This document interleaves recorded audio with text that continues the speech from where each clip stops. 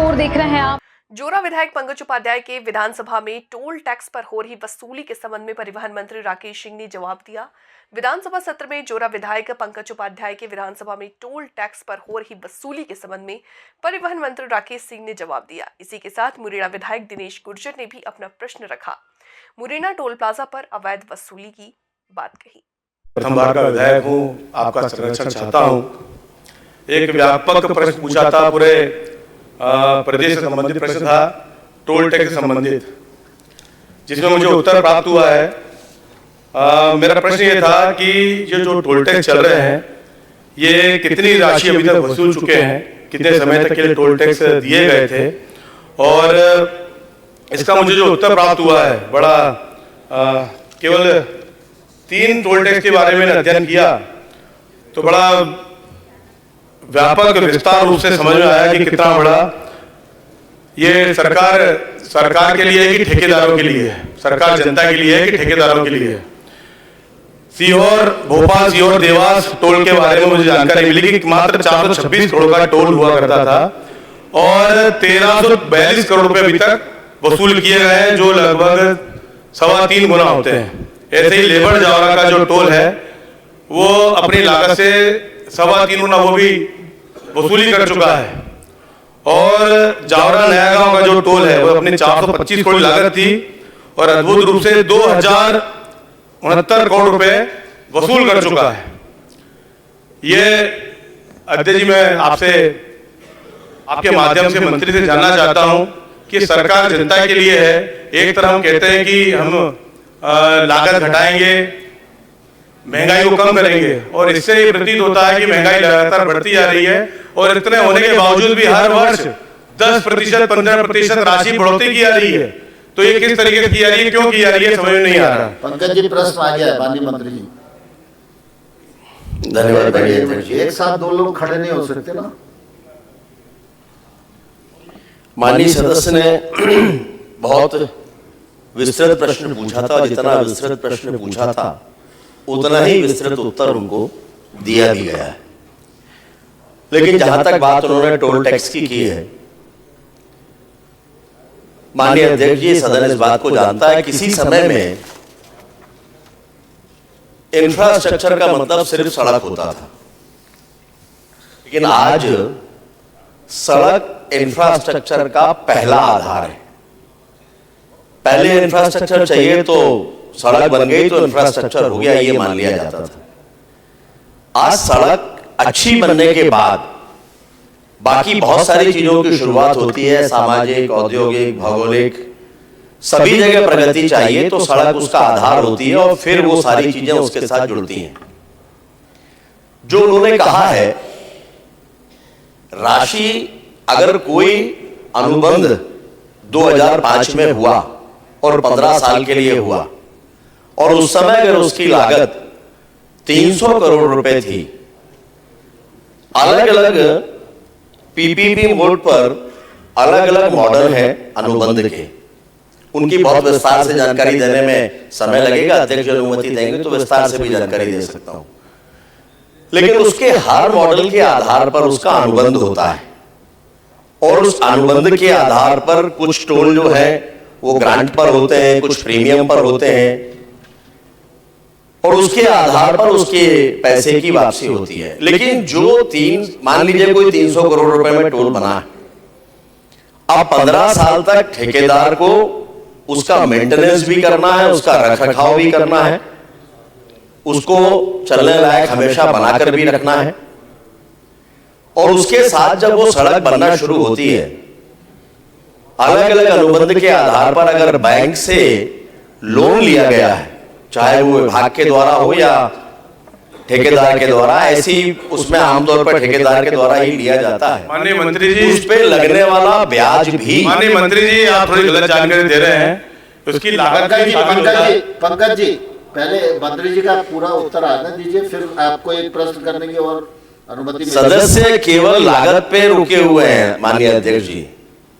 विभाग परियोजना मानकर चलता है, और अगर वो पूरे 15 साल या 20 साल और 25 साल के लिए है तो पूरी परियोजना है, और उसके आधार पर ऐसा नहीं होता है कि 300 करोड़ रुपए का कोई काम है और विभाग ने या सरकार ने कह दिया कि आप 2000 करोड़ रुपए की वसूली कर लो, उसकी बाकायदा फिजिबिलिटी रिपोर्ट बनती है।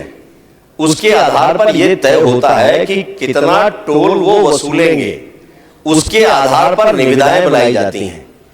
और जब निविदाएं बुलाई जाती हैं तो उसमें वो ग्रांट होगा या प्रीमियम होगा। प्रीमियम मतलब जो ठेकेदार सरकार को देगा, ग्रांट वो जो सरकार ठेकेदार को देगी। ठेकेदार वो शर्त डालकर उसमें अपना निविदा को पूरा करते हैं। फिर उसके सालों का तय होता है कि कितने सालों में इस राशि का भुगतान होगा। और इसीलिए वो जो कह रहे हैं उसमें देखने में जरूर लगता है कि ये राशि 300 करोड़ रुपए थी जो बढ़कर 1500 करोड़ रुपए तक वसूली जा चुकी है। लेकिन अगर उसकी लागत, बैंक का इंटरेस्ट, उस पर लगने वाला कंपाउंड इंटरेस्ट, वो सारा का सारा देखा जाए, जिसको भुगतना उस ठेकेदार को ही होता है, तो राशि उसके आसपास की ही आती है। इसलिए या तो अवैध वसूली या जबरन वसूली जैसी इसमें कहीं कोई स्थिति नहीं है। माननीय सदस्य अगर चाहेंगे तो शायद यहां तो उतना विस्तार से समझाना संभव नहीं होगा, लेकिन वो चाहेंगे तो उनको बैठकर मैं स्वयं भी समझा दूंगा या अधिकारी बैठकर पूरी जानकारी उनको दे देंगे। पंकज उपाध्याय जी, दूसरा पूरा प्रश्न। माननीय अध्यक्ष जी, इसी में मैंने एक प्रश्न पूछा था कि ये जो टोल टैक्स की वसूली हो रही है, इसमें वाहन चालक की सुरक्षा को ध्यान में रखकर टोल संचालक की जवाबदारी है कि नहीं है, और है तो इन्होंने जो उत्तर दिया है इसमें, जिसमें 1500 करोड़ रुपए ज्यादा वसूल चुके हैं, उसमें 444 लोगों की मृत्यु हुई है। ऐसे ही लेबर जावरा में 323 लोगों की मृत्यु हुई है। मैं मात्र 3 साल का आंकड़ा है। माननीय अध्यक्ष जी, इन ठेकेदारों पर क्या कार्रवाई की गई, क्या पेनल्टी लगाई गई, और क्या इन रोडों पर IRC SP 44 का पालन किया जा रहा है? और अगर किया जा रहा है तो इन 3 सालों में जो मुझे आपने दिया है कि 7000 लोगों की मृत्यु हुई है, तो किसी एक ठेकेदार पर भी आपने कोई जवाबदारी तय करके कोई कार्रवाई की है क्या? और जो मैंने पूछा आपको, IRC SP 44 का प्रावधान आपने कहीं भी एक जगह अप्लाई किया क्या? पंकज जी, आ गई बात, आ गई। मंत्री जी कुछ कहना चाहेंगे? माननीय अध्यक्ष जी, वैसे तो उत्तर में बहुत सारी बातों का समावेश है। सरकार, केंद्र सरकार हो या राज्य सरकार, और वैसे कोई भी सरकार हो, कोई भी सरकार ये कभी नहीं चाहती कि दुर्घटनाएं हो, और इसीलिए सड़कों का निर्माण इस तरह से किया जाता है कि उनमें कम से कम दुर्घटनाएं हो। लेकिन अच्छी सड़कों के कारण वाहनों की गति भी बढ़ती है और उसके कारण बहुत बार दुर्घटनाओं की स्थिति बनी रहती है। लेकिन कोई भी दुर्घटना होने पर घायल को या जो लोग भी उसमें प्रभावित हुए हैं उनको तत्काल सहायता मिले, इसी के लिए एम्बुलेंस से लेके सारे प्रावधान भी अलग अलग किए गए हैं और अलग अलग योजना के साथ अलग अलग तरह के प्रावधान हैं। और अब Madhya Pradesh road development corporation ने भी निर्णय कर लिया है कि अब 108 वाहनों के साथ उसको हम संबद्ध करने जा रहे हैं। 1099 एक टोल फ्री नंबर भी है, उस पर फोन करने पर सीधे तौर पर अगर कोई भी दुर्घटना हुई है उस नंबर पर फोन करेंगे। उसका मुख्यालय भोपाल में MP Madhya Pradesh road development corporation के मुख्यालय में ही उसका बनाया गया है कॉल सेंटर का, और वहां से संचालित होता है और तत्काल उसको राहत पहुंचे, सहायता मिले, ये प्रयास भी अब किए जा रहे हैं। जहां तक जो मृत्यु हुई है, मृत्यु का सीधे तौर पर किसी भी ठेकेदार से कोई लेना देना नहीं होता। उस सड़क का मेंटेनेंस वो बना रहे, वहां गड्ढे ना हो, वहां कोई ऐसी स्थिति ना बने जिसके कारण दुर्घटनाएं हो, इसकी जिम्मेदारी जरूर ठेकेदार की होती है। श्री दिनेश गुर्जर जी, पंकज जी आपका पूरा हो गया। माननीय, बड़ा व्यापक प्रश्न है। लोगों की सुरक्षा से रोज एक्सीडेंट लोग खत्म हो रहे हैं। मेरा केवल इतना आपसे निवेदन है, अनुरोध है कि ये इतनी जो मृत्यु हो रही है, इन्होंने ठेकेदारों की वकालत तो दुनिया भर की कर ली। माननीय अध्यक्ष जी, ठेकेदारों की वकालत तो दुनिया भर की कर ली, लेकिन ये नहीं बताया कि ठेकेदारों की जवाबदारी क्या है। माननीय मंत्री जी, जब किसी भी ठेके की निविदा निकाली जाती है तो उसमें सारा विभाग जोड़ के, खर्चा जोड़कर, लागत जोड़कर उसके बाद टेंडर निविदा निकाली जाती है। टोल टैक्स एक जो आपने प्रक्रिया बताई है उसके अंतर्गत पूरी आमदनी निकालने के बाद किया जाता है, और उसके बाद में अगर उसकी राशि पूरी हो जाती है उसके बाद टोल टैक्स की समय अवधि खत्म होने के बाद उसे हटा दिया जाता है।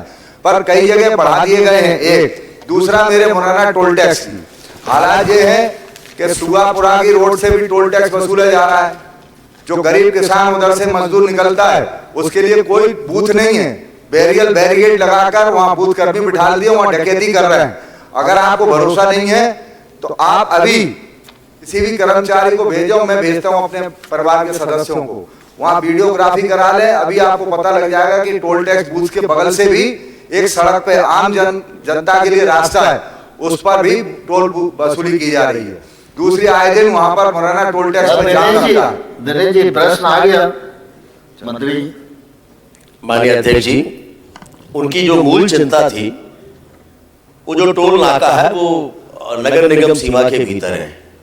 जिस समय पर वो टोल नाका स्थापित हुआ उस समय वो नगर निगम सीमा के भीतर नहीं था, बाद में वो नगर निगम सीमा के भीतर आ गया, तो स्वाभाविक है कि वहां पर यातायात का दबाव भी बढ़ गया। उसके कारण कुछ कठिनाइयां निश्चित रूप से होती ही होंगी। NHAI के द्वारा वो स्थापित किया गया है और NHAI ने उसके बारे में उसकी एक फिजिबिलिटी रिपोर्ट मंगवाई है और वो रिपोर्ट आने के बाद में NHAI उसके बारे में निर्णय करेगा और जो निर्णय आएगा उससे माननीय सदस्य को हम अवगत कराएंगे। प्रश्नकाल समाप्त।